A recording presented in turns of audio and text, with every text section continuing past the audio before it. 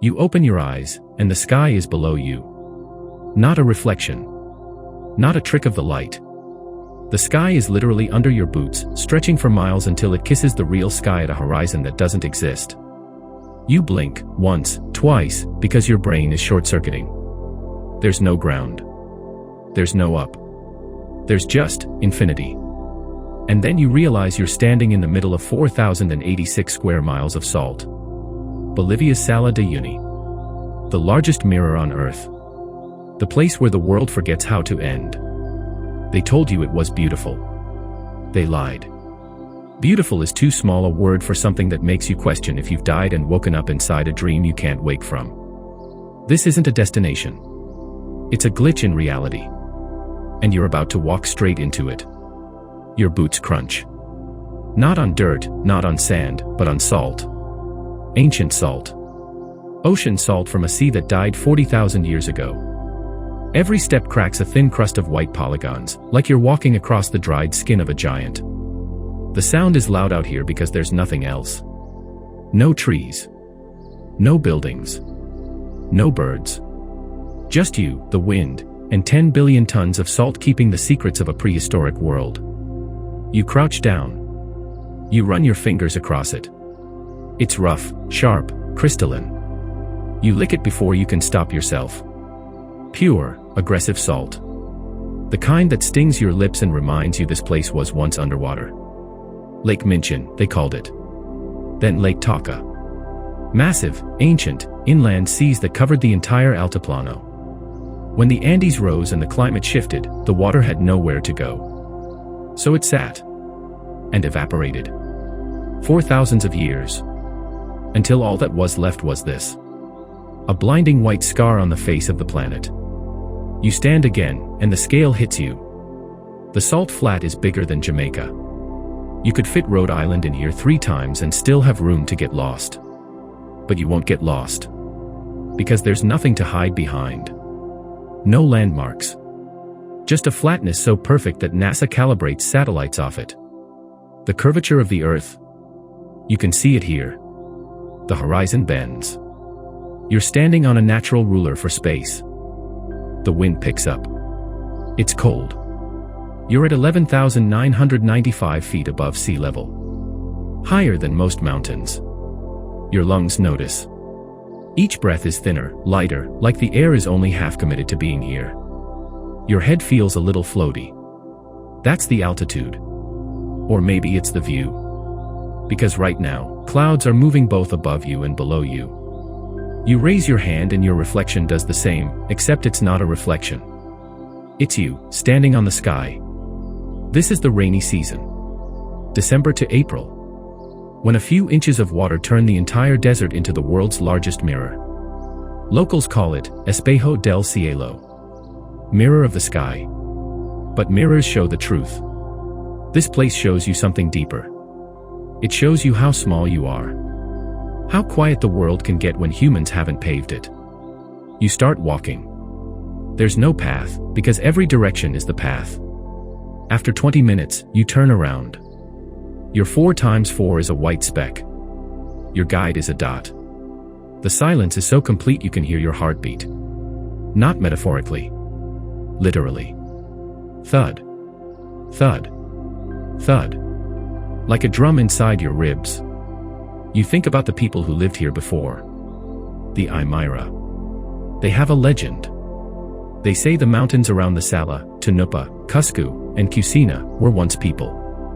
Tunupa, a female volcano, married Cusco. But he left her for Cusina. Tunupa cried while breastfeeding her child. Her tears mixed with her milk. And that created the salt flat. A story of heartbreak so vast it turned into geography. You look at the salt again. Suddenly it doesn't feel like a desert. It feels like grief, dried and preserved by the sun. Night falls fast at altitude. The temperature drops 60 degrees in an hour. From sunburn to hypothermia before dinner. You zip your jacket to your chin. And then you look up. The Milky Way doesn't arc here. It dumps. It pours straight down onto the salt, and the thin water layer catches it. Now you're standing between 2 galaxies. One above, one below. You spin in a slow circle and there's no difference between up and down. Astronauts train for spacewalks in pools. You didn't need a pool. You got this for the price of a bus ticket. You try to take a photo. Your phone camera gives up. It can't find a subject. Can't find a horizon. Every picture looks fake. That's the problem with Salar de Uyuni. You show people later and they say Photoshop. Because reality here has bad graphics. The salt polygons during dry season make it look like you're on an alien planet. Hexagon after hexagon, cracked like a dragon's hide, stretching until your eyes blur. That's not design. That's physics. The salt crust dries and contracts, and nature only knows one efficient way to crack hexagons. Bees knew it. Now you know it. You kneel again. You dig with your hands. 6 inches down, the salt gets wet. A foot down, you hit brine. Lithium-rich brine. Because under your knees is the world's largest battery. 50 to 70% of the planet's lithium sits right here, dissolved in ancient water.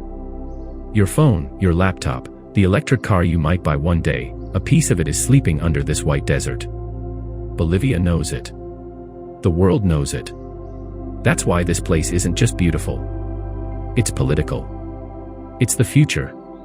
But right now, you don't care about geopolitics. Because the sun is rising. And sunrise on the Salar doesn't happen. It erupts. First, the horizon. Wait, there is no horizon, so the light just appears, everywhere at once. The salt turns pink. Then gold. Then blinding white again, but different. Alive. The thin water layer turns into molten metal. Your shadow, when it finally shows up, is 30 feet long and razor sharp. You can see the pores on your skin in it. You start playing with perspective because you have to. It's a law here. Your friend stands 50 feet away and you hold them in your palm. You step on a toy dinosaur. You pour salt from a Pringles can that's actually 3 feet behind you. It's stupid. It's touristy. And you do it anyway, because physics is letting you break the rules for once. Then you drive to Inkawasi Island. In a salt sea. It's a rocky outcrop in the middle of nowhere, covered in cacti that are 900 years old. Trichosirius passicana. They grow an inch per year. The ones towering over you were seedlings when Genghis Khan was alive. You climb to the top, lungs burning from altitude, and turn 360 degrees. White. All of it. White until the mountains stop it. You understand why astronauts say coming to Salar de Uyuni is the closest thing to standing on another planet without leaving Earth. You're hungry. Lunch is salt-crusted chicken, cooked with salt from the ground you're sitting on. It tastes like salt. And like wind. And like something ancient. Water. You have to bring it. All of it. Because there's no fresh water for hundreds of miles. The hostels out here, they're built of salt blocks. Walls, tables, beds. You lick the wall. You can't help it. It's salt. You're sleeping inside a giant salt shaker. Don't lick too much. The owners get mad. You want the truth. Here it is. Getting here sucks. There's no airport next door. You fly to La Paz, then take a 45-minute prop plane to Uyuni, or a 10-hour overnight bus that smells like diesel and regret. Uyuni town is dusty, cold, and not charming. It's a launching pad, not a destination. The tours? Most are cheap for a reason. $150 for 3 days, and you get what you pay for. Broken seat belts. Drivers who may have had a beer with lunch. Altitude sickness that hits you at 2 a.m. and makes you think you're dying. You will get sick. Headaches. Nausea. Your blood isn't used to this. The crowds. In January and February, it's Instagram hell. Hundreds of 4x4s all lined up for the same sunset shot. You wait your turn to stand on the mirror. Your remote, spiritual experience has 40 people in it. The mirror? It's only there 3 months a year. Come in July and it's just white. Dry. Still stunning, but not the walking on sky you saw on TikTok. Guides don't always tell you that. Scams? Yeah. Salt hotel, that's really concrete with salt glued on. English-speaking guide, who knows 5 words. Tours that skip the good spots to save gas.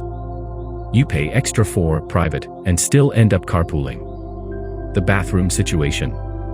Squat toilets, no doors, and you pay $1 to use them. Bring your own paper. And hand sanitizer. And dignity, because you'll leave it behind the shack. It's cold. Unforgivably cold. -20 degrees Celsius at night in dry season. Your water bottle freezes inside your sleeping bag. Your camera batteries die in an hour. Your drone. Altitude plus cold equals it drops from the sky. People have lost them in the salt forever. Underrated? Absolutely. Because everyone comes for the photo and leaves. They don't stay for the silence. They don't drive 2 hours past the Flag Island and the Dakar Monument to where there's truly no one. Where you can scream and the salt eats the sound. Where you realize the planet is still wild. That's the part they don't post. Because you can't photograph quiet. Overrated. If you want comfort, yes. If you want easy, yes. If you think nature should have Wi-Fi, turn back. This place doesn't care about you. The sun will burn you through your clothes. The altitude will punish you for living at sea level. The wind will chap your face until you look 10 years older. But here's the secret they don't tell you. Salar de Uyuni isn't a place you visit. It's a place that visits you. It gets inside your head. You leave, and for weeks after, your dreams are flat and white and endless. You look at puddles differently. You notice the sky more. Because you saw the sky doubled. You saw the earth without wrinkles. You saw what the world looks like when we haven't covered it in noise. You remember the train graveyard on the edge of Uyuni town. Rusted locomotives from the 1900s, abandoned when the mineral trains stopped running. You climbed them at sunset. Kids use them as playgrounds. Graffiti covers them. They're dying slower than the sea that made the salt. That's Bolivia. Past and future, rust and lithium, all in the same frame. You remember the locals harvesting salt in mounds. Little white pyramids dotting the flatness. They do it by hand. Shovel, pile, dry, sell. A kilo of salt for pennies. Meanwhile, the brine under their feet might be worth billions. The contradiction hurts. You don't solve it. You just see it. You remember the flamingos. 3 species of them, somehow alive in lakes so alkaline they'd burn your skin. Laguna Colorada, red from algae, sits just outside the Sala. The birds are pink because they eat the pink. You're at 14,000 feet, freezing, watching tropical birds feed in a red lake next to a white desert. Nothing about this ecosystem makes sense. And that's why it's holy. You get back in the 4x4. Your lips are cracked. Your skin is salty. Your memory card is full of photos that look fake. Your brain is full of space that feels fake. On the drive back, you don't talk. No one does. Because what do you say after you've seen the earth turn inside out? Days later, you're home. You're in a shower. You look down and there's still salt in your boots. Still salt in your hair. You pick a grain off your arm.